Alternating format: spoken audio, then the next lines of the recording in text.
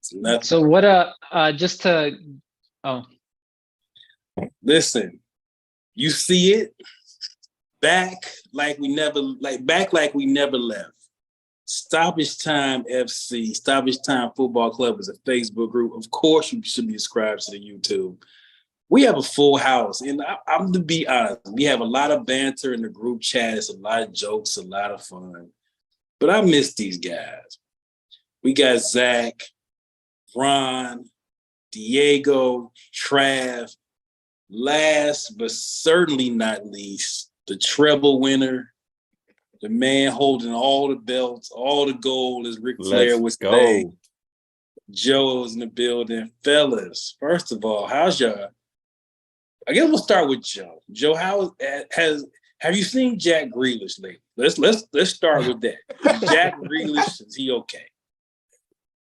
He's most recently been seen with the English national team, still looking a tad, shall we say, hungover from his enjoyment of the championship parade, from winning the Champions League and presenting all three of our trophies to our fans back in Manchester.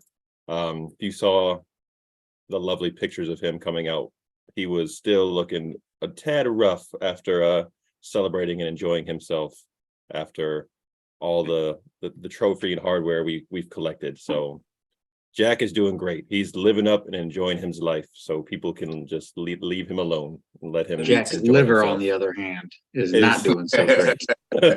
Let me tell you, J.R. Smith and Bruce Brown have nothing on my man Jack Grealish.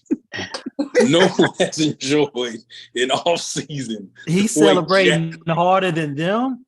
Oh yes, combined. Oh, combined. Mm-hmm. Yes. It's not even close. His teammates. There you go. There you go.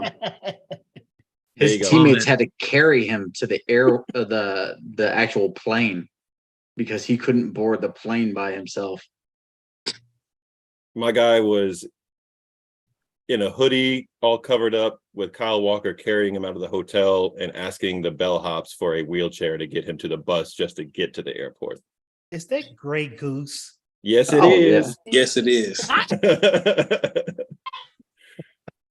That's how he was living it up for Jack days. Went from Istanbul to Ibiza to Greece to the parade. And then signed up with the national team a couple of days later and was not getting minutes, understandably so. Shocker. We're going to let some other guys get some run out there. We talk about Jack Grealish's busy summer. Let's bring in Ron and Zach into the conversation, because nobody is having a busier summer right now than Chelsea Football Club. And I must say, if you took accounting class, there was the credit and there's the debit side. The credit side is real tough right now at London Colney, to be honest. Like, it's tough out there. So Zach, Ron, how you feeling about your off season? And it's been busy. You've been real active. Go ahead, Ron. I mean, I don't really have too much to say. And I know that might be shocking to some people in this group, but I'm okay, yo. I'm excited about Nkuku. I'm really grateful that he didn't decide to make a U-turn on us mid-season after seeing how poorly we played. That's about all I got for you, man. Everybody leaving. I don't really know who's staying at this point. Don't really know who to hold on to get excited about. New coach. That's another discussion. But, I'm okay. I'm okay. I mean, considering the fact that the year that we had, I'm all right now. I'm going to take some time off until the season starts. Jack, that smile tells me something different on that whole answer that you just gave me. What are you talking about? You got a whole plethora of words just waiting to get word vomited, and you just not saying it. What? Let me see if I can spark his vocabulary. Oh, Zach. yes. Oh, I'm sorry. I do have something to address. Let's go. Yeah, Kai Havertz can eat a bag of dicks. I I forgot. I definitely needed to get that one off my chest. Fucking traitor. I can't believe him, man. I like, of all the teams in the world that you could have chose, that's who you chose. Of all, like, and you had the audacity to say that they have the best project, not just in England, but in Europe. I know it. Yes. I need his plug because gas, that man smoking good. That's all I gotta say on that. Miguel Arteta better back up that project then. We're gonna get to the Kai Havertz. I'm interested to see this Yeah. project. I'm interested in seeing it too. I want to see what this project is. Mhm. But to further the Chelsea Football Club, I'm gonna go to Zach because the Mason Mount saga. If we would have did this show 2 weeks ago, he was as good as in a Manchester United jersey 2 weeks ago. It was done. Mhm. We sit here, fast forward 2 weeks later. Not only is it not done, it is now leaning toward this may not happen at all. Now, Zach currently, so Rom, let you jump in. Oh, Zach is back. So Zach, the Mason Mount saga, what's happening here? It's wild because, like, you want to talk about snakes. There is nobody I dislike more at that represent Chelsea Football Club than him right now. Like the Havertz deal stings a little bit, and I think it stings a little bit more for my buddy Jack down there because that was his boy. But when you have an academy grad who comes all the way through, talks about the pride of wearing the badge and how it feels to represent the club and how the club is everything and that's all that matters is winning. And then to do this like U-turn all of a sudden when you think that you're worth more than what the contract offer that's out there. And from what I heard, the contract offers were substantial, higher than $250 a week. And for you to say, nah, kick rocks. And now I'm reading, Manchester United's contract was like 215, 225. That all that does is just put a bad taste in my mouth on how you didn't mean a damn bit of what you said. You don't mean, like, Chelsea Football Club doesn't mean anything to you, which is fine, because I'm also realistic enough to know there's a business aspect to this, right? There's, the players have to represent themselves. They want what's best for them in their career, yada, yada, yada. I don't care. He's still a piece of shit. So I hope he goes wherever the hell he wants to go. I don't care where it is, but it's not going to be in Fulham. Like it's not going to be for Chelsea. Like he is as dead to me as Courtois was when he pulled his stunt. And that says a lot because That's just a comparison. It's the same though. No, I get really it. is the same. And that's I don't know. Like I got nothing good to say about him. And it just furthers my like for guys like Reece James, who said the same thing but continue to back up what they're saying. And so I think with Mason Mount, it gets really interesting if this goes all the way to preseason camp. Because it appears, as Joe, you can jump back in, Diego, certainly, he's really put all his eggs in the I'm going to Manchester United basket. And there doesn't seem to be another option. So if this drags out, and we get into mid-July and he's still there, you know, because Chelly's on tour in America, correct? Mm-hmm. Yeah, they got to get him out of there before the American tour ends. Because if he has to come back to London and he's still with them, and Diego can tell you, Diego, and we know how football fans are, this can turn ugly really quick. I don't know what this, if I'm Chelsea, if I'm Mason Mount's people, he has to be out of there before that tour. Where he can't come back. I'll tell you right now, he better not be in Landover come July 3rd. That's right, because you're gonna be there. That's right. 3 of us on this panel will be there, so, and not too far away from the pitch either. So Zach, myself, and Jack will all be in attendance. Not too far behind the goal too, so he'll be able to hear us. No, we won't. He can't find the goal no more. I I hope he never sees the pitch again. For me, Mount is every bit of what Jack hates about Lukaku. But the difference with Mount for me is that Lukaku left at a young age. Mount the whole damn time. I get it. So I get it. I get it.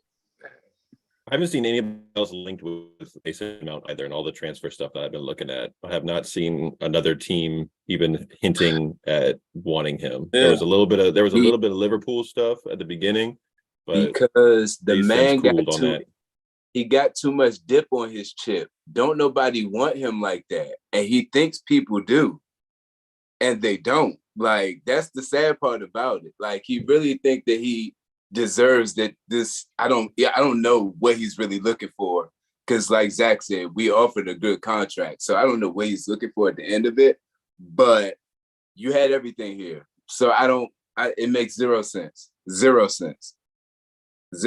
but whatever. I hope wherever he goes, I hope he loses for the rest of his days. I really could care less at this point. So he would fit well in the other side of it in Tottenham then, right? I mean, he could go there. I would love for him to go to Tottenham. I would love that. They certainly not winning anything anytime soon. Exactly. I would love that. It's beautiful. I love that. I love that for him. He's from what I can tell from afar, he has a really overinflated sense of who he is as a player. He thinks he's Phil Foden and Bukayo Saka and those kind of guys. And you ain't either one of them two dudes. Especially with the season he just had. Yeah. Right. If he had one of them Frank Lampard 15, 20 goal seasons, okay. Yeah, if this was after the UCL win, I get it. If this was after that season, I could understand that. But now, hell no. Yeah.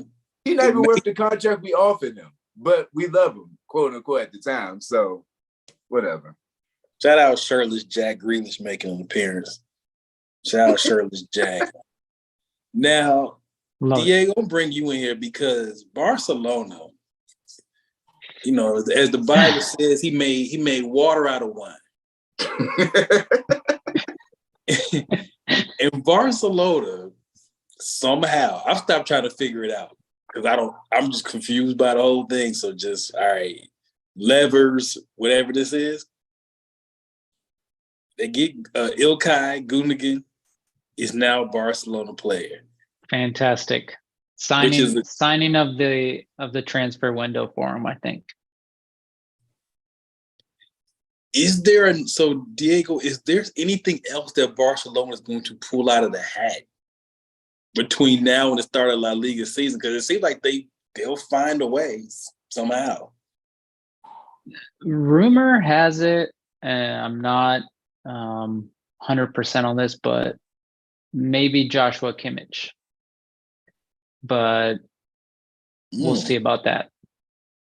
Because they do need they have Balde as their star young back, left back, but they still need another right back. They still haven't found that pairing in the back line, and it's always kind of been a little bit of a weak spot since Dani Alves left. They haven't fully been able to sign a player to fill in that spot, and Sergi Roberto has played that kind of role, being a midfielder, but having filled in, I mean, well enough, but I don't think that's his natural position. So it'd be nice to get Kimmich, a back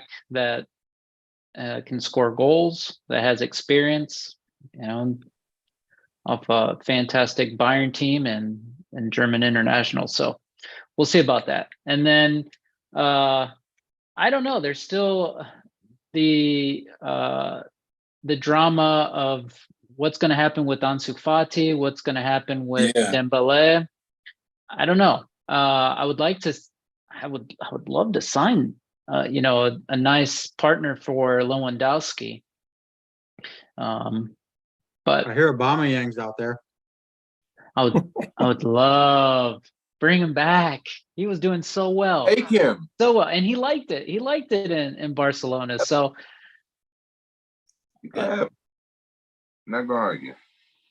So No. Diego, I got a question for you with Ilkay. His best position is a more forward attacking midfielder type position. Y'all already have two young guys there that need to get time. You also have Frankie de Jong still there. And a lot of the stuff that I've seen is Gundo being put into that holding midfielder role that's been left vacant by Busquets. Where do you think Xavi is going to end up playing him? Is it going to be a super sub rotation, fill in for Pedri when he needs a break, because that's his best spot, is where Pedri plays, or is he going to try to play him in a more defensive role, which is not, in my personal opinion, his best spot after watching him the last couple of years at City? So where do you think Gundo fits into that midfield puzzle? My thoughts are what's probably going to happen, what Pep did in his Barcelona days with Iniesta. Move Iniesta out to a left winger and pair up with Messi, and I think Pedri will be the one that will go to a left winger position, and then fill in with Gavi, De Jong, and Gundo. Is kind of how I feel, and then De Jong will stay in that in Busquets holding midfielder position. But I don't know. That's just kind of based on what Pep has done in the past and what maybe Xavi will try to replicate, because I think Pedri has similar characteristics and skill sets as Iniesta. So I don't know. So that means you have Frankie as a 6, Gundo as an 8, Gavi as a 10, and then Pedri out on the left wing.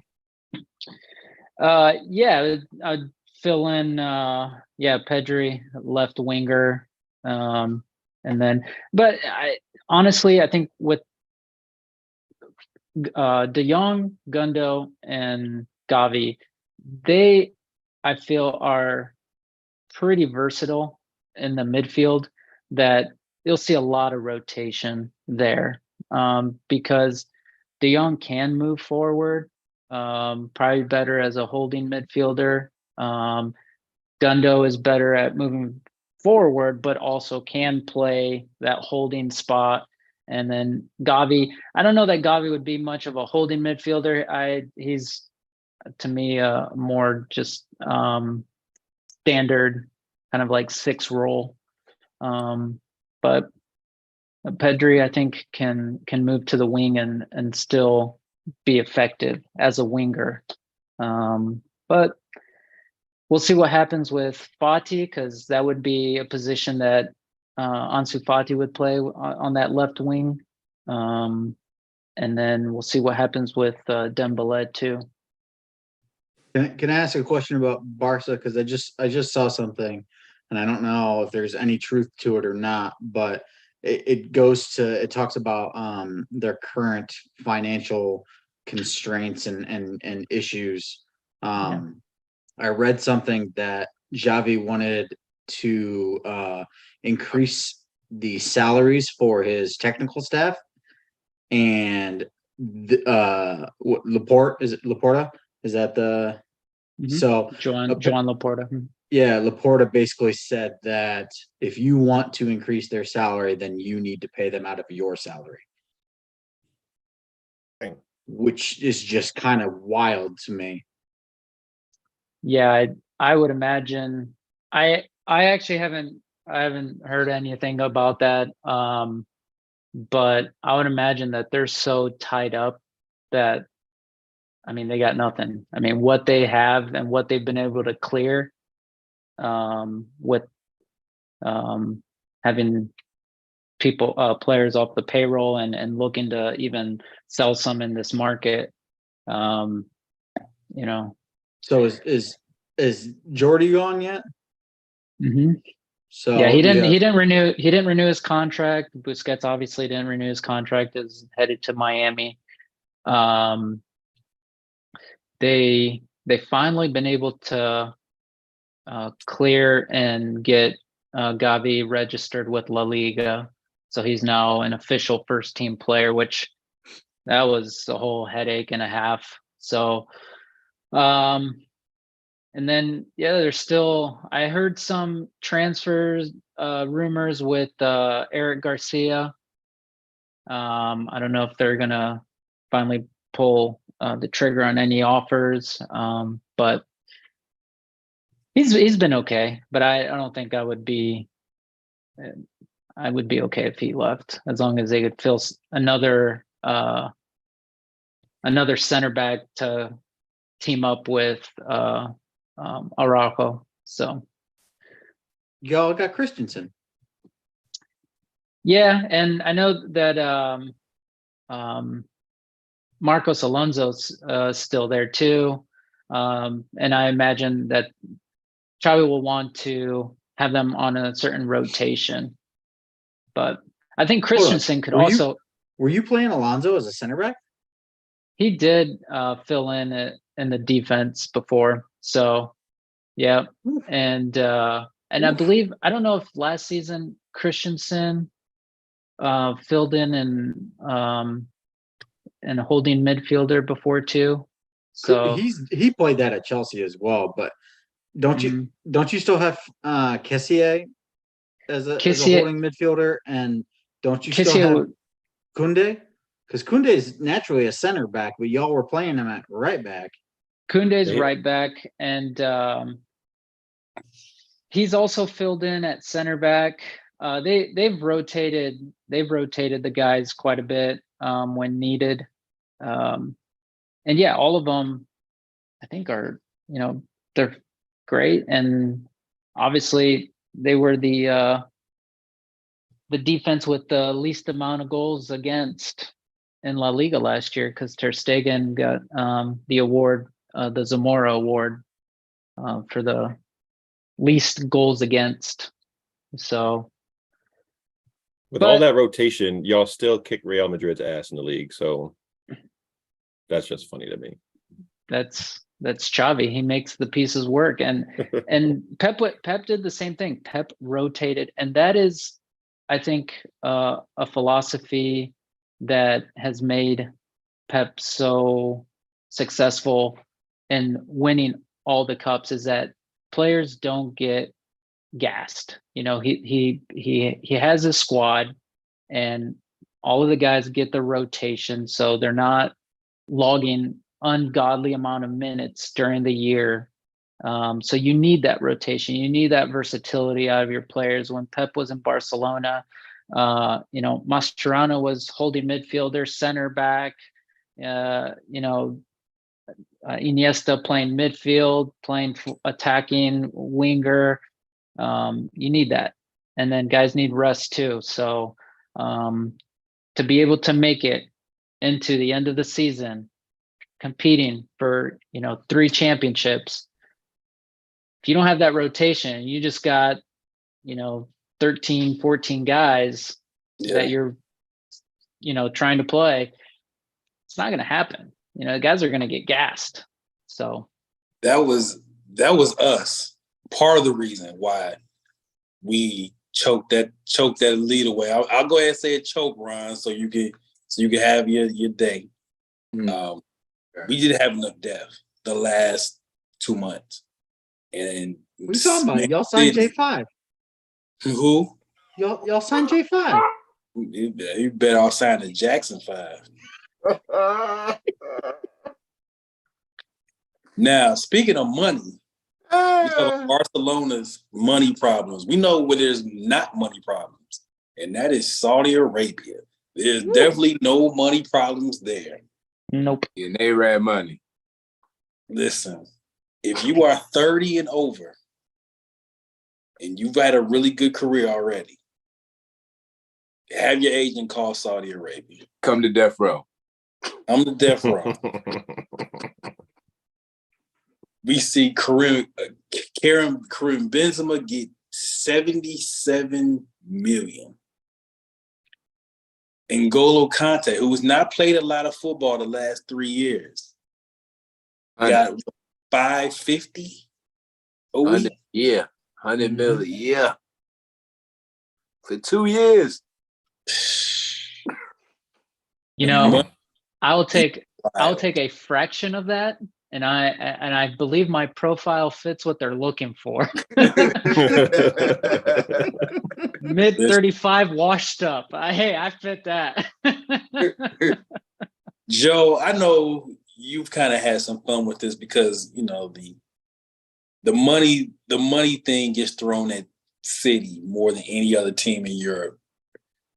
But this Saudi Arabia thing it's something else. You're not kidding. It's the number of players that have followed Cristiano Ronaldo's lead from the winter transfer when he left Manchester United is staggering. Like I did not expect it to go this way. The biggest surprise to me out of all those guys that have gone over there was Ruben Neves from 55. Wolves. And 55. he's only 26. He does not fit the profile of the typical people being signed by the Saudi clubs. So it was just, that one was very interesting to me that he left, because there's other clubs in Europe that would have offered him a way out of his current club. Well, previous club, now that he's going to the Saudi league. But the big reason I think they're all splashing cash this year is because in 2 years, when the new format of the FIFA Club World Cup comes to America, is now a 32 team tournament. It's going to be in the summertime. It's going to be a kind of a test run in the US for the big show in 2026. But they have a couple of teams that will be represented during that tournament. So they're trying to raise their profile of their league. So when the big time show comes to the US in 2 years, they will be more represented and have that star power. So this is absolutely a strategic move on their part to raise the profile of their league and use the name recognition of the players that they've been signing to boost their profile. They have like six or seven legit signings as of now, and that's not even including the names that are still linked that haven't been finalized. Between, if you still count Ronaldo, because he's still a fresh signing, Benzema, Neves, Koulibaly, and then you have Kante. Then you have, Ziyech is possibly gone. Mendy is gone. A lot of Chelsea players. Hey, a lot of Muslims. Interesting transfer tactic. It really is. It's a smart move, though. And I think it's really. But okay, obviously the money is going to be the number one factor there. but I do know that it has been traditionally very hard for Muslim players in, other countries during, prayer and Ramadan and all of these times that they are trying to be faithful in their religion.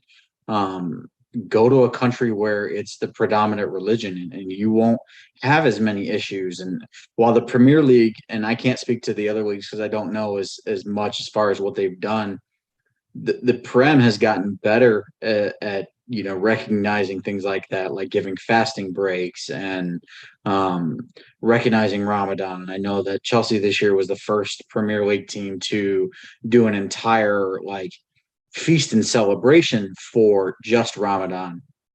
At Stamford Bridge, right? At Stamford Bridge, yeah, and it was a huge event.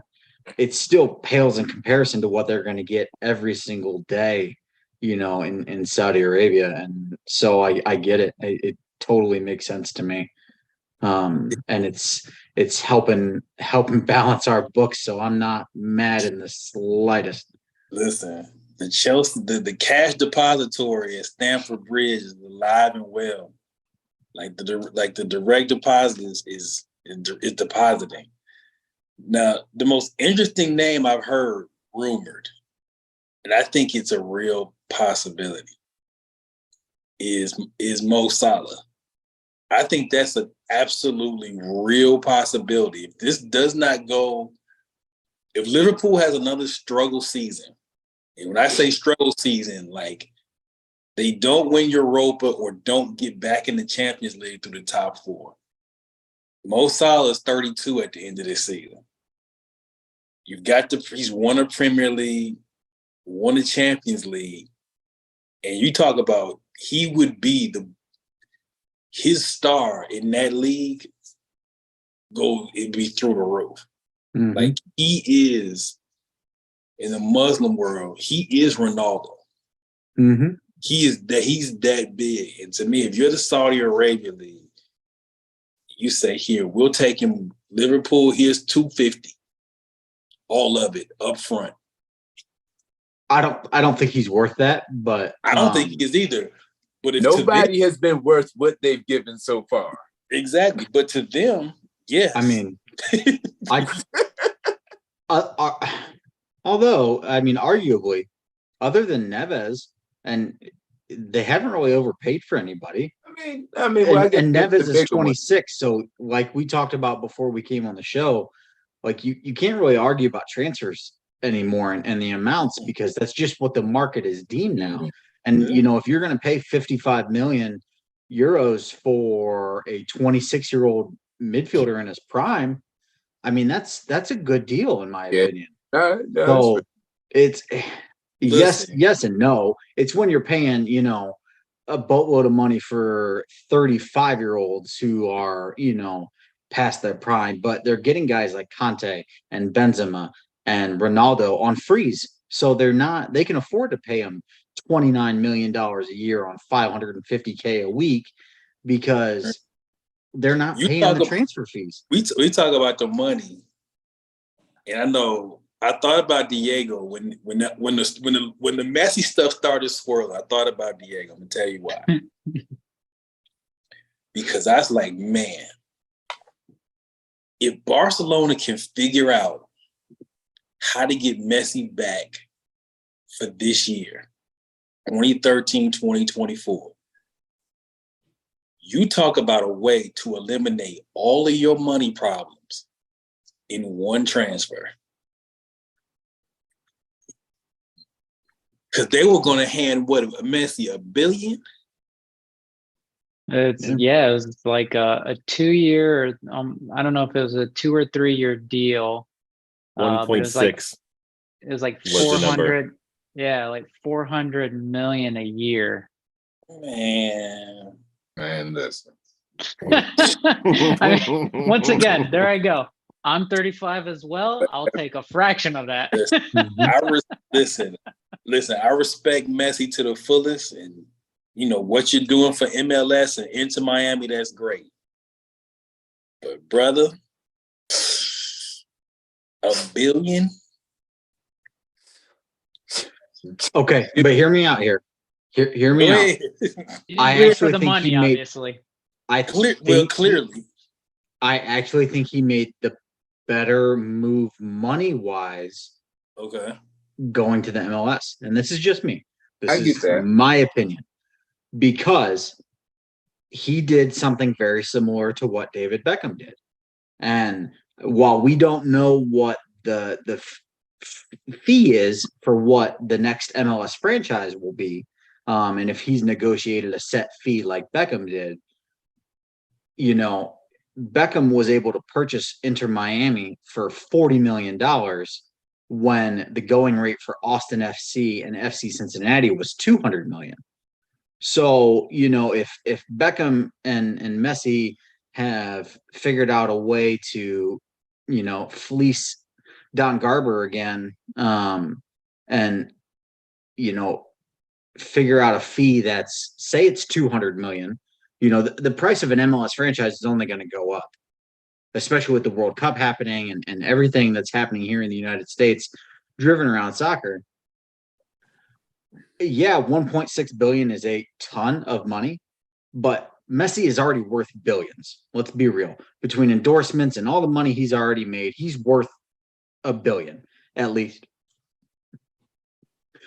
If he can then in turn buy a franchise and turn it into a successful model, a la Inter Miami, and attract stars, because I'll tell you what, Inter Miami isn't attracting guys like Messi based on the location of Miami alone. They're going because it's run by David Beckham. You know, they have that star power there. And all it took was that first guy, right? Messi. Now that Messi has come, more will follow because it's the domino, right? No, this is no disrespect to the guys like Shaqiri and Giovinco, like great players. They're not at the caliber of what guys like, you know, Messi are and even Busquets for that matter. As much as I like to rib on, you know, old Sergio Biscuit, he does have that same star caliber being from Barcelona. So I think honestly, I think he made the smarter move for him and his family long term by going to the United States. You damn right he made the best decision family wise. The question I gotta ask is, how old is he? 35. 35. No, you just turned 36. 36 though. You Mhm. just turned 36. 36. Oh, that's right. Yeah, like 2 days ago. Is he in dog years as in soccer? Oh yeah, he doesn't have more than realistically 5 years, I'd say. So again, we always use the term, we don't like counting another man's pockets. But is he really worth almost $1 million on a franchise? I'll tell you this, Trav. I just looked this up just for kicks. September 16th, Inter Miami plays Atlanta. 300 level in the Mercedes-Benz Dome. Mm-hmm. Before he signed was $11. Those tickets are $150. Come on, man. To be in the top of the Mercedes Dome, up on the roof somewhere. I heard. I think the MLS All-Star Game, the tickets are have already gone from 40 to 400. They were That he's gonna play. And didn't anybody sell out?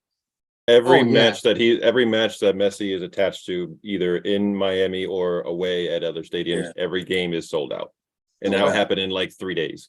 Cincinnati's tickets for when they come, I think that game is in August or it's 400. Yeah. For Cincinnati.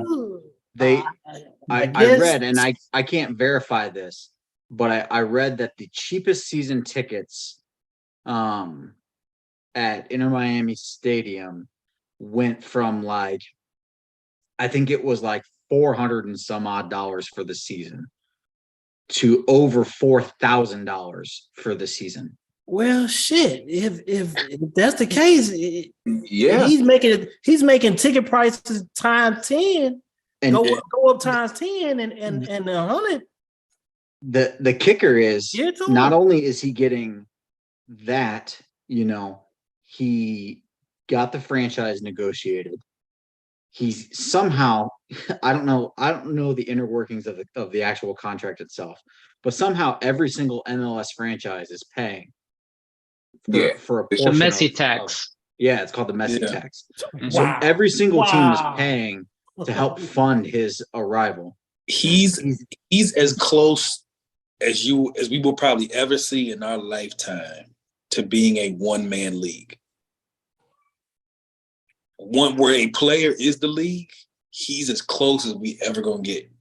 I've never in my life seen a contract where Adidas, the official kit maker for the league, is paying Messi directly based on sales of his jersey, and Apple TV, who owns the rights to the MLS League Pass, is also paying Messi directly a portion of all their sales. So, you know, you factor in that, the Adidas deal, the franchise deal, the season ticket sales, also like everything else that he's going to get in sponsorships here in the United States. We Bruh. don't really know. We don't really know what his contract's going to be because his Right. contract's based on percentages. Mm-hmm. So really, sky's the limit for him. Where Mhm. the Who Saudi is his league was agent? his dad. His dad. Yeah. Think his dad. Think his dad. Think his dad. And his contract is so he's worth so much money to the MLS. Like you say, you have everybody else. We don't even his actual MLS salary is minuscule compared to everything else. That's what I want to say, Big Shot, because he can take less and make more off his revenue than his contract itself. So that's why I mean, like $1 billion contract. He could basically, Sir, but he don't even have to make that. He could play for free. I was just about to say that. If He don't he- even have to have a He contract. really could play for free. He don't even have to. He don't even have to have a contract because it seems like he's the main attraction. Everybody comes all over the world to see him. Hmm. Adidas pay me. Everybody else that got my name on something pay me. MLS. Hold on. Basically, the MLS gave Messi and his dad a blank check and said, "See how many zeros you can fit in this box." And that's Bingo. what they're. That's what I'm about to say. Like he's not getting paid by the team. He's getting paid by the league. By the Everybody. league. That's Every other, absurd. all the other franchises, all Anybody, the other anybody franchises too. associated with the league, sponsor wise, all That's Everybody absurd. paid. He's not getting paid Everybody. by the franchise. He's getting paid by Yeah, everybody. Now I see where the money come from. But each franchise will make. Obviously, they're going to make the direct sales for the game and Yep. all the concessions. So they're actually potentially smart. making out more Mhm. per game just on Messi playing in their city. So that tax is worth it. And this is why we call it the Messi effect. Yeah. This is why I was saying before all this, I was like, this is why Barcelona to me and La Liga to me messed this up. They did. Because They didn't want it. you could talk about financial fair play and whatever. As we just explained, he makes your league. Forget Barcelona. Mhm. He's your league if he's in it. And to me, I told Diego this in the chat. I said this to y'all in the chat. If I was La Liga, we'll just forget all that. all the financial levers. Just forget all that. Because him being in your league changes it completely. Even at 35 years old and on the back half of his career. I mean, he just dropped 2020, didn't he?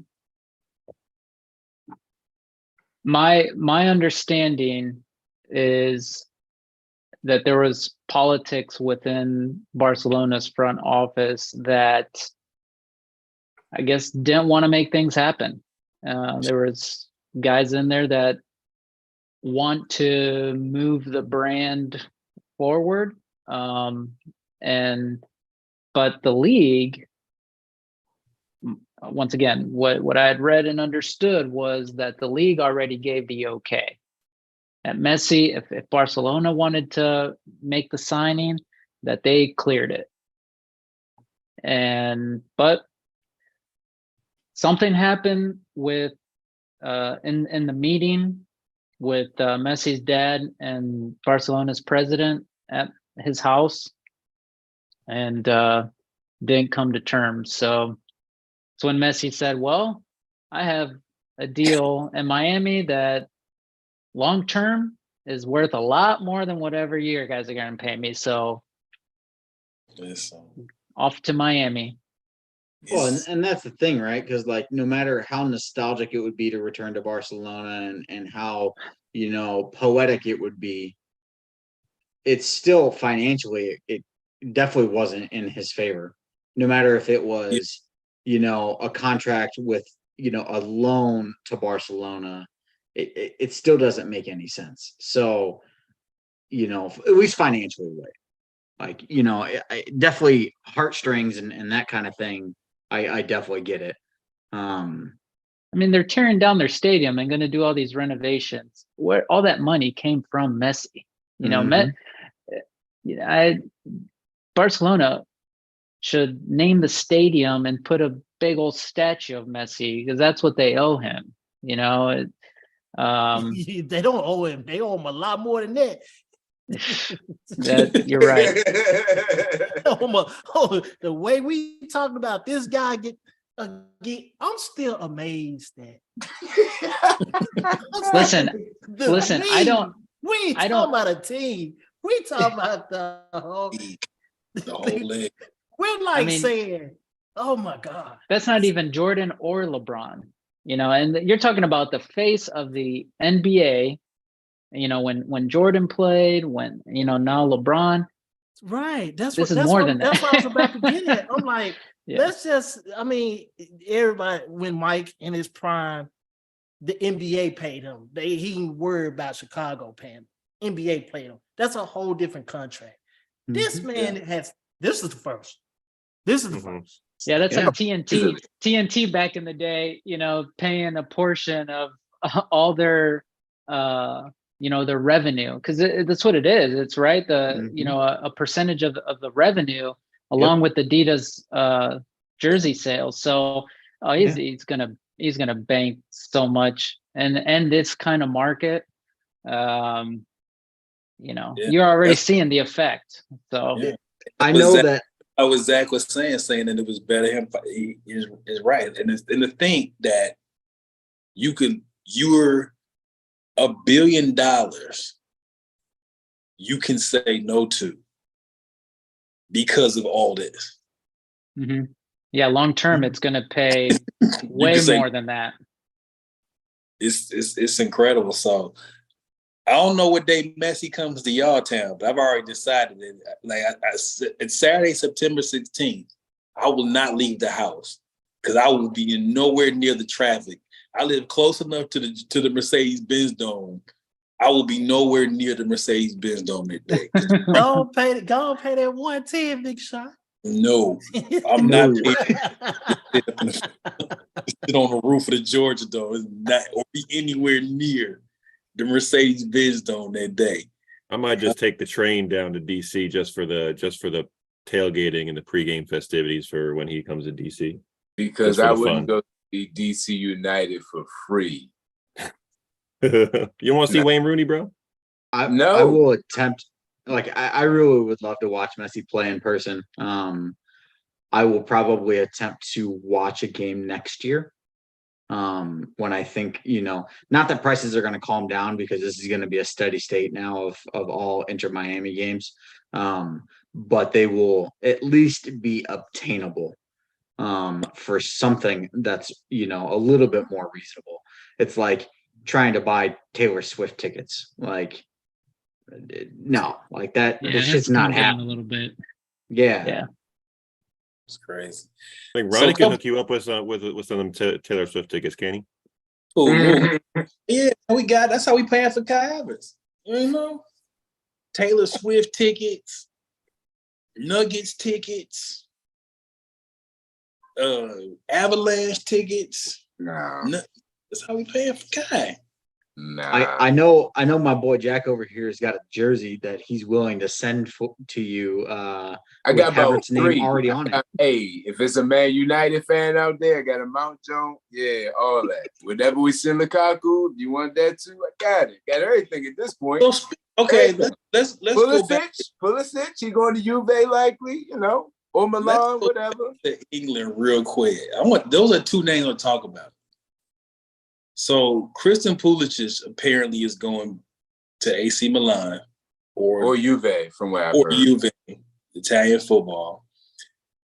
Lukaku may end up with AC Milan somehow. That I don't see that happening. I think that whole thing is just dumb. Like, if you really want him that bad, why don't you just pay for him? Like, I don't understand this whole saga right now. Because they don't have to. They're broke. That part. that part. I think, I don't understand the Pulisic move. If I'm Pulisic, Italy is not the move. I think he should go west instead of east. He should head to La Liga. I think he would do much better there. He is technically gifted to play. I don't know, just from watching guys like Weston McKennie who have that high work rate, Italy is just a disaster. It's the Prem, it's very similar in the fact that it's very rough, and while the high work rate is valued, I don't think it's a smart move for him career wise. But at this point, Joe, whatever. Joe, what do you think of Pulisic? I think he should go back to Germany. I think that'd be a good fit for his style. You don't think so?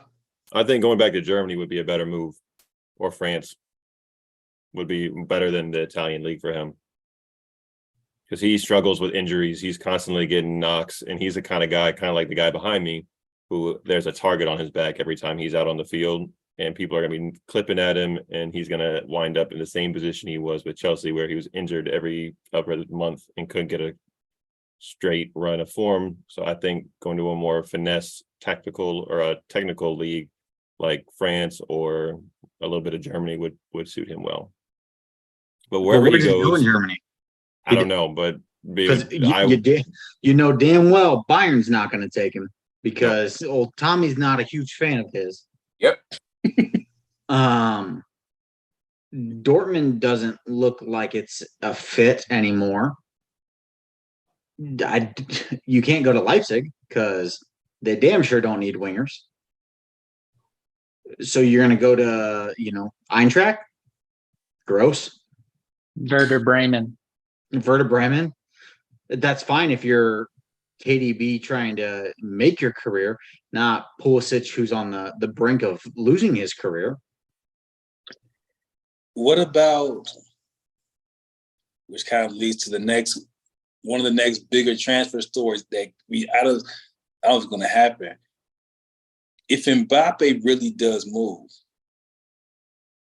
Paris?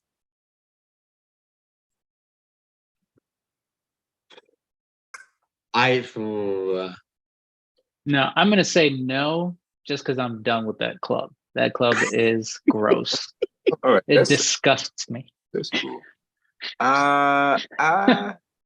So I'll say this to the points that were made about his play style and the league y'all want him to go to. I think it would be a really good fit purely off of it being Liga, or however you pronounce that dumb farmers Ligue league. 1. Yeah, whatever. But especially with Enrique coming in as the manager, I think that might work out well for him, possibly.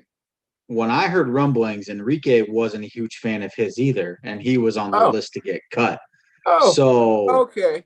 So I don't know if Paris is a fit solely based on that. Now, again, Fabrizio didn't post that. Like, there's nothing credible. This is all Right. rumor mill conjecture. I don't hate the league. If Mbappe leaves, that he still plays on the left wing, and until Neymar leaves, that's his spot to lose. Pulisic on the right wing is not effective. At least in my opinion. I've never seen him take over a game and be successful coming from the right wing.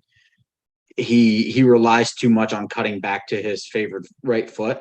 And while he can be dangerous with both feet, he definitely favors his right foot, which is fine. I mean, a lot of footballers do that.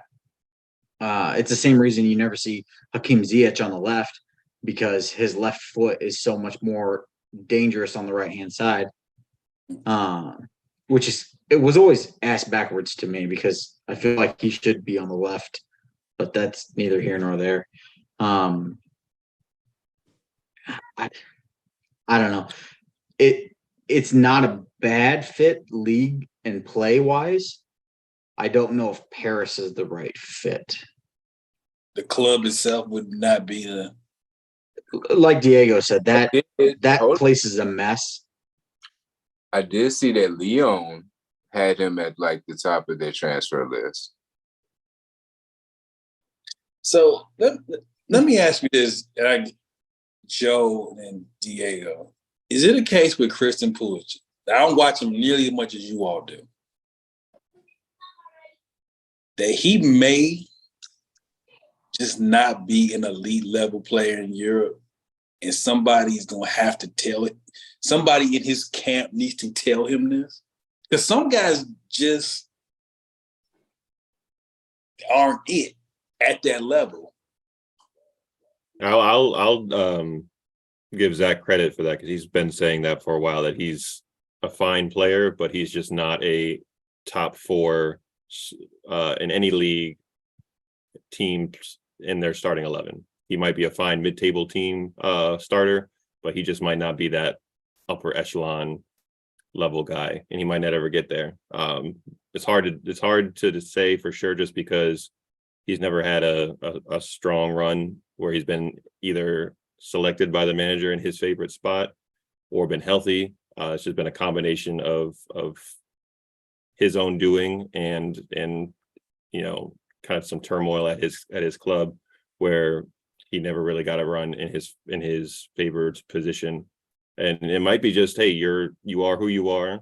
You're either going to be a rotational guy at a decent club, or a starter on a mid to lower table team, and you'll just be a guy who shines more for the national team than you would for your club team, and that's okay. There's a reason why he's so much better for the men's national team, though. And I know all y'all have seen the replacements. Gene Hackman at halftime of the Dallas Cup or whatever, and he's trying to call Shane Falco back because they need more heart. Christian Pulisic has no heart at the club level, and it's been proven year after year now. When he gets in and he wears the red, white, and blue, he's a different player. He's got that passion. You can see it. You saw it in the Gold Cup. You saw it in the World Cup. The man's willing to die for anything. You put him at the club level, and he doesn't have the same desire. He doesn't, and I don't know if it's because he's been a journeyman, and that's the case for a lot of Americans. They don't have the as much as I can't stand them right now, the Mason Mounts, the Reece James, who start at a club and have built like Messi, at La Mesa, and where they wear everything for the club. He's never had that. I don't know what it is. Maybe he just truly doesn't care about club football.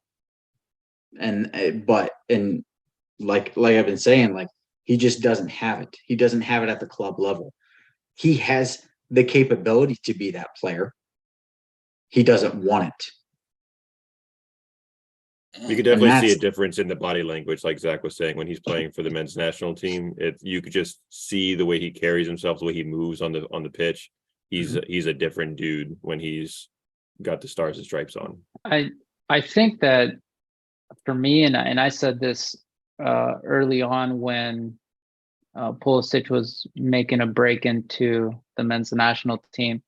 Technically, I think he's already, in my eyes, the best U.S. player that I've seen. I know Dempsey, Donovan, Eric Winalda, if you want to throw him in there, all great players, goal scorers.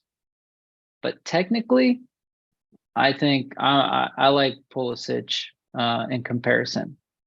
Now, I think what tends to happen, he's not been the main guy when he's making his way into Borussia Dortmund's team, then making his move to Chelsea. He's not the main guy, and he's one of the rest of the guys average probably amongst those rosters. And even looking at the Borussia Dortmund team of players that he's played with and where those guys are at now, man, that is that's a heavyweight roster of players that he was there with. Well, yeah, they're all at Bayern Munich now. Well, except for Lewandowski. But he goes to the national team and he has that sense of leadership. He has that sense of, I am the main guy here. And his teammates probably let him feel that way and then give him that support. So he has more confidence in his game, and he's had better performances with the U.S. than with his club teams. The club teams, he's fulfilling a role, and with the national team, he's the leader from a football sense. But here's how I see it. Here's my issue with that, and I'll quote the great ham historian here. He doesn't have that dog in him, and like I would much rather have a guy who demands the respect from his teammates and takes like the role of a captain, by not by force, but by leading by example, no matter what situation he's in, than being it by default because everyone lets you. And I look at the men's national team now, and there was a point where when you thought of the men's national team, it was synonymous with Christian Pulisic. That's no longer the case in my eyes. You see headlines for the U.S. men's national team. It's no longer Christian Pulisic this. It's, guys like McKinney. It's Tyler Adams. It's Matt Turner, for Christ's sake. And now you have Ballingun there, who he could be the missing piece that the U.S. has needed for a very, very long time. And Pulisic is now, possibly going to be a role for the U.S. team. So is he gonna lose that heart again, or is he going to continue in the same steps that he has? You can be what you want to be at, no matter what your situation is. Mm-hmm. That's just my thoughts. Interesting. So we'll do some quick rapid fire before we wrap up. It's been a great show. It's been a fun show. Even I missed my buddy Ron. It's good seeing my buddy Diego.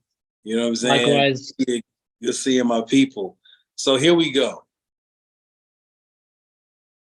Joe, is there any surprise sale by Man City before this window ends? Somebody who we don't think is gonna go, who ends up going.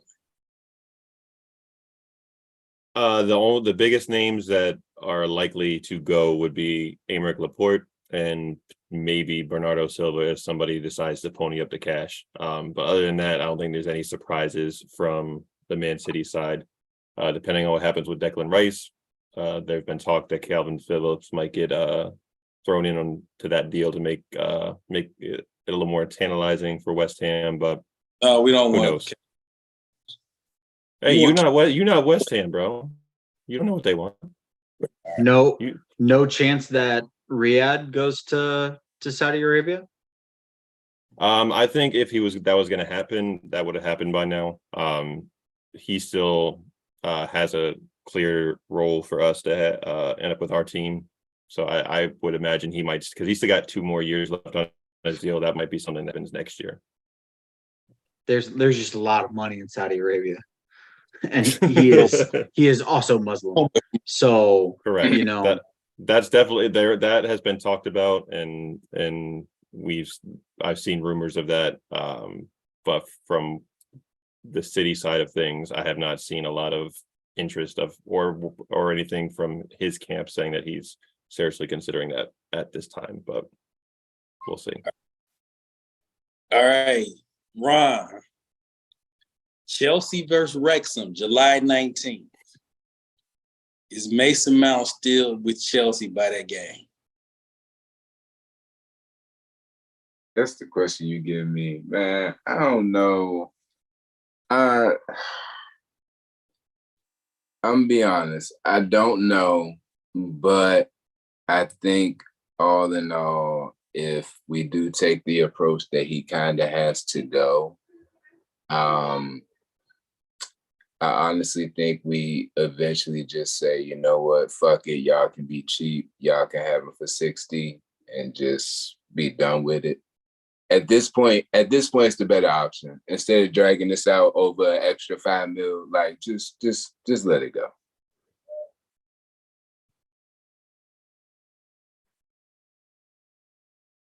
All right. I didn't want to get that question to Zach. I feel like that would have got us pulled off the air. damn. I was gonna get us pulled off the air, so I just. So Zach, Mason Mount goes. Who is the next? I know in Cuckoo's that's locked up. Who's the next one that comes in, and who's Chelsea's next big signing? Caicedo. It seems almost written in the stars that Caicedo is going to be the next player. I thought for a while we were gonna make a run at Declan. I'm so damn glad we're not now that it's $134 million. I'd rather, and yeah. I'm overspending 600 million in a couple transfer windows. Like let's reel it back in. Reel it back in. I hear you. So it seems like Caicedo's the next name. I would have said Ugarte, but they seem to cheap out on that. Apparently because of Pochettino. He didn't think he was valued at what the price tag was. So PSG gladly paid it. Kudos to them. I'm curious to see, like, we have a lot of midfielders leaving it, and I'm curious to see who's going to be left. If I think, and this is just since I have to touch on it, I think they're going to give Mason Mount every opportunity to backtrack, given his longevity with the club and the fact that he was an academy graduate. I think if he comes back and they're like, hey, it's not going to happen in this window, we'd still love to have you long term. Would you entertain, the contract that's been on the table the entire time? then he will get that opportunity. I don't know if I would do it personally. But it's not my club, it's not my money. But if he goes, Kovacic is gone, Jorginho's gone, so now you have Enzo. If they bring in Caicedo, then you have Caicedo and Cuckoo. But after that, you're left with Conor Gallagher, Carney Chukwuemeka, and who the hell am I missing, Jack? Like, nah, man. Because when you said we got rid of a lot of midfielders, I really didn't put that into the equation. We got rid of Kova, RLC is gone, Conte is gone. You said we lost J5 already. Like we really did get rid of like our entire midfield. We Jesus Christ. We didn't sign João Felix, so that was another midfielder. We let Zachariah go. His loan is done. So now here's the only caveat to that is we have Andre Santos, and Casare and Casare Chezadai, I think his name is, the Italian wonder kid and the Brazilian wonder kid. If all these names go and Caicedo does not, if they don't bring in another like midfielder, then you're going to get a heavy dose of guys like Gallagher and Chukwuemeka and Santos and Casadai they'll get a chance at the first team. I'm not mad at that. I'm not mad at it in the slightest, but I would prefer them to at least get a year out at a Premier League team, a la Levi Colwell did at Brighton last year. I don't know, man. It's weird. I was not expecting this much exodus in the midfield, given the fact that they didn't sign Felix and they let Conte go and Zachariah didn't get his loan bought. Like we have our jokes in the group chat and fun. But I really don't wish like pain on you all. I will not be here. I'm gonna tell you this in advance. Diego, you might be hosting that night. Mason Mount gets his contract extended. I'm not gonna be here that night because I won't be part of Zach getting us put off the air completely. If that happens, I will not be a witness to that happen. It'll be a long night. I'm gonna have to. Long. You know that meme where everybody logs up the Facebook and it says logging off with the little circle? That's gonna have to be me. Otherwise, I'm gonna get suspended. I'm not. I want to be a part of that though. Diego, I'm gonna give you 2 rapid fire ones, and I'm gonna let Jack jump back. Mm-hmm. Diego, and Zach said a name that I'm really interested in because what happens to João Felix? That'll be interesting because his relationship with Diego Simeone is not the greatest, and I think Atletico Madrid will want to move on, but we'll see at the end of the day if they can find someone in his spot or get someone better and see if he can make a move.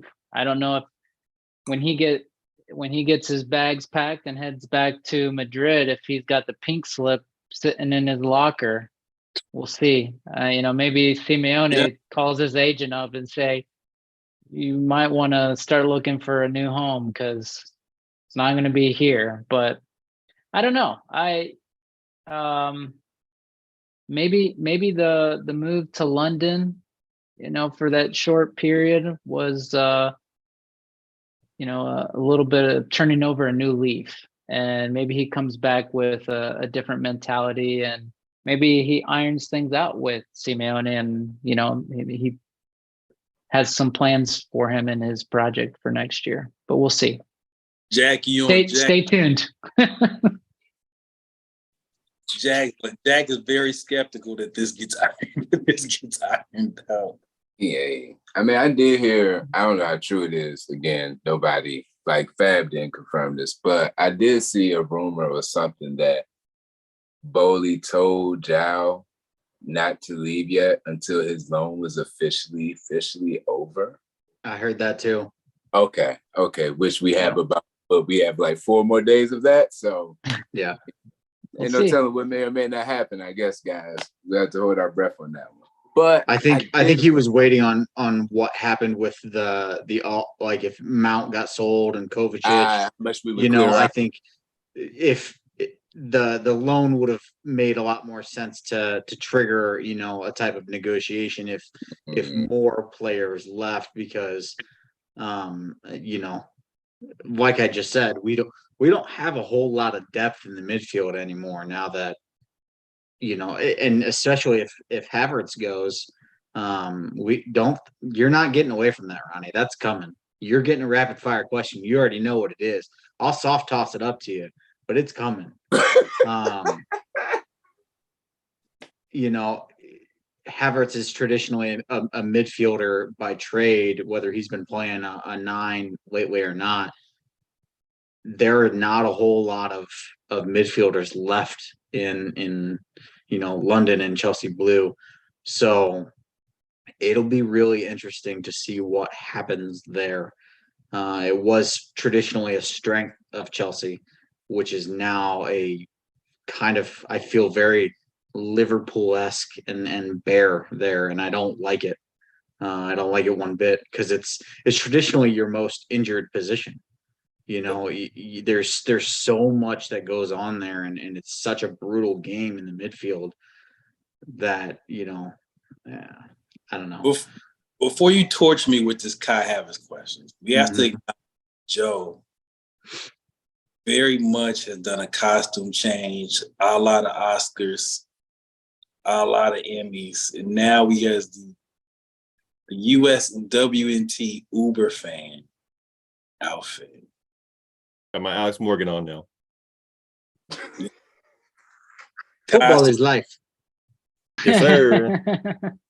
Danny Rojas. Fan is the league. Women's World Cup, July 20th.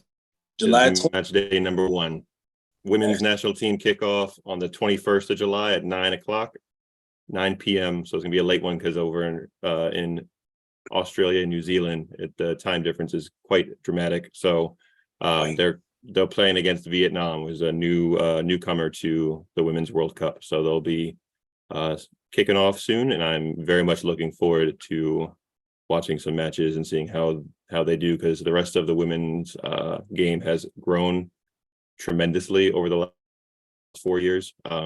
Countries are putting more money towards funding their women's teams, and they are getting better. And the gap between the US and other nations is getting smaller, and we're missing some of our key players. So it should be a fun watch.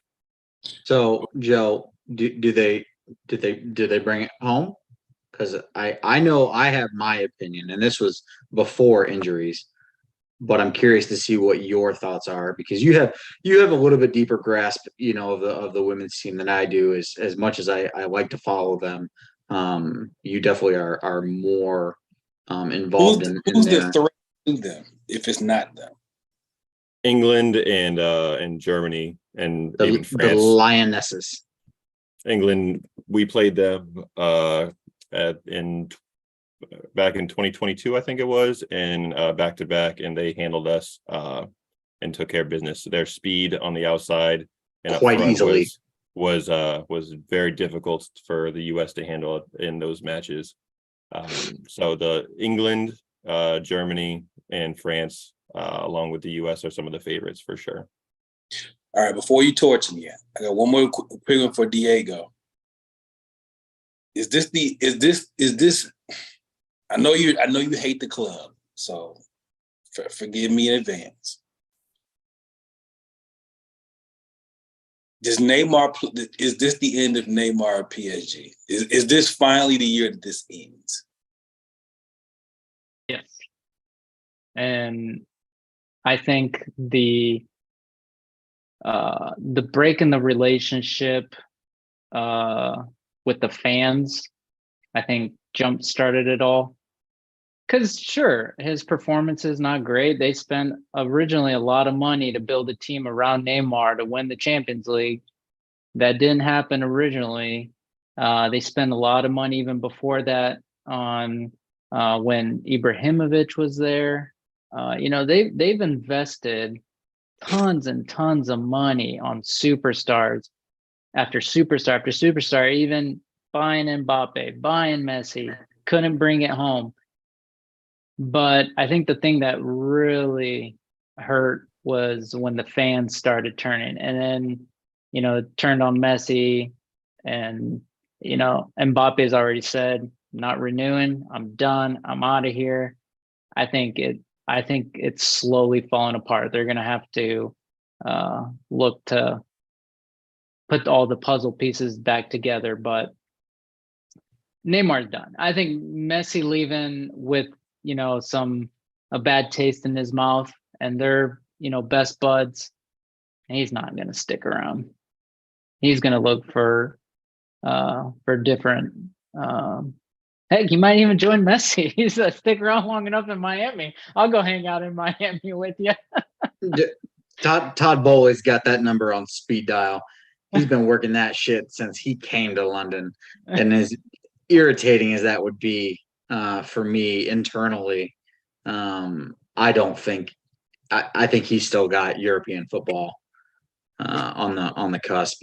Yeah, I think so too. And I was saying that jokingly, but yeah, Neymar still being young enough, and I would say still in his prime years, has top European football still in him, but not in France. I think he'll probably move. I could see him moving to England and giving England. I don't think he'll go back to Spain.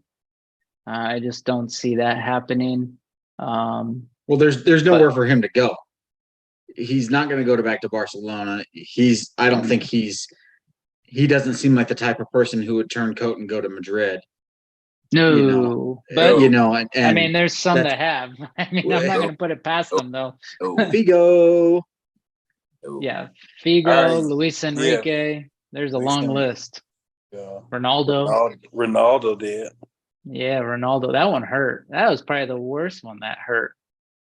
All right, Zach, go ahead and torture me so I can be going to go ahead and let's get this out the way so we can go.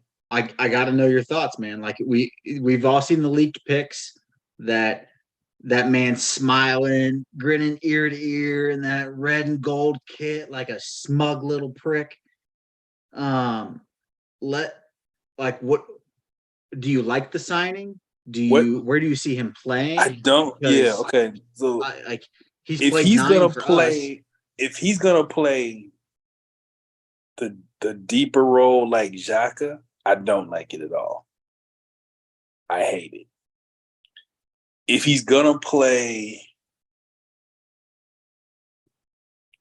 as a cam, more of an attacking aid, I like it better. But Odegaard's there, right? And there's your problem. Because let's put it like this. His best position, I've heard, depending on who you talk to, is left wing. I've heard. Could be wrong. I don't know. If left wing is where he's best at, that creates a real problem because I think Martinelli is actually our best attacker. And I don't know if putting him at left wing doesn't disrupt Martinelli. And Martinelli doesn't have many more years on his contract. And if you tell me Kai Havertz and Martinelli, I'd rather keep Martinelli happy than Kai Havertz. Every position he plays seems to be occupied by someone right now. And that was my issue. And I didn't understand the signing to begin with because Kai Havertz is of the caliber that he doesn't go to a club to play second fiddle. It's even in today's inflated market, 65 million, if that's what the number is a lot of money for depth. It's a lot of money for somebody to come off the bench. Yeah. And not being funny and trying to be funny. we're not Man City. And this is not on trying to be on some shady stuff. We're not. So if we're paying $65 million for Kai Havertz, he's starting. And you don't put him in front of Odegaard because that offense doesn't run without him, in my opinion. From what I've seen, I don't like Odegaard playing that the farther back either. So you don't put him at the 9 because that spot's occupied. Yep. he's not strong enough to play it either, from what I can tell. Well, not in England. You better be prepared for your run of play to be plenty disruptive for him holding the ball too long, buddy. Yeah, it's gonna be fun. I can't wait. The one thing I am looking forward to more than anything after this deal is as soon as I see the Fabrizio, here we go, and it's done, and he's officially a gunner. I can't wait for the first Arsenal TV to come out after he cost you guys a game because of his hold-up play, because you put him at as a number 9, and oh my God, they're gonna crucify that man. It's gonna be, because I think what was working against him already is that because we've had Peter Cech, Gallus, Willian, Luis, David Luiz. Fabregas went to Chelsea. Ashley Cole went to Chelsea. Like Giroud. Like, we've been on the short end of the stick in so many Arsenal to Chelsea transfers. He's already at a deficit with the fan. Jorginho. Mr. Penalty. Yeah, so he's already at it. So I hate it for him because he's already at a deficit. He's already behind the 8 ball with the fans. I guess before he even put the jersey on. For me, and this is because I do genuinely think Arsenal is a very dangerous team, and I think that this year was more of an anomaly than, I don't think that every year they're gonna piss down their leg. Like, they're young, they're gonna get better, they're gonna get more cohesive as a team, especially the more that Arteta is there. The signing for me just doesn't make sense. It doesn't. Not at this point. If they were established and they were more, like you said, Man City-esque, where they have premier players and at multiples at every position where they rotate often, that makes a little bit more sense. But right now, there are much more glaring needs. We have much more glaring needs, and I don't know. Yeah, I am really. And you're signing another midfielder. So where for are 134 million? Where are these people going, Ronnie? I need to know. Listen, by the time we have our next show, we're gonna try not to go so long between shows. I'm gonna have this worked out on the chalkboard where everyone's gonna go. Because I got you already. Because you said what? I got you already. It's going to be Declan Rice holding, and then you're going to have Kai and Odegaard in front of him. As 2-10s? Mm-hmm. How? I tell you what. What are they playing? A 4-1? If that's the case, what? Declan better have his cardio together. If that's the case. Yeah, I'm about to say that's the only catch. I ran that formation, but I had Conte back there, so it's kind of like having 2 minutes. Yeah, that's different. That's a little different. And from what I've seen, you can't run. Kai he doesn't track, but he's not a great defender, and neither is Odegaard. No. So I didn't say it was perfect. I just said that would be an option. That formation doesn't make sense to me, man. Like I don't think that benefits them. I think that actually hurts them. But I don't know. We gonna see. The fellas, it's been too long. We are definitely gonna have a show. I think once we get into like preseason tours and such, we're gonna come back, because the transitions, except for Man City, all of us are really in this really big transitional period. This is gonna be except for Liverpool. they're in a whole revival, and they are signing Liverpool. one player. Yeah. And They gonna Boca just make- Juniors is taking a nosedive in the league table. So Yeah, update us real quick, Diego. Where are we looking? Diego. What's happening? Boca Juniors is now standing 14th in the league table. They've How many- had a huge issues in league play, but on the flip side, doing very well with the Copa Libertadores. For viewers, it is the equivalent of the Champions League. So Okay. they will probably finish first in their group table. Their last group games are this week. So how many we'll teams see. in the league? The Argentinian league this year has large. it's a large league, 28 teams, and That's all right. in all right. part due to the COVID year, where they didn't have their relegation, so they kind of Okay. grouped all of these. And this year they're doing it's not a home and home series with all the teams in the table. It's just straight through one, just like a not necessarily a round robin, but they're just playing everyone once. So Where is Independiente? So currently, Independiente, who's had also financial issues where they even had a influencer raise money for the club, is standing at 23rd. Ooh. So they're in a little bit of turmoil. They even reached out to Joe's boy, Sergio Aguero, who is a graduate from the Independiente Academy, for some help.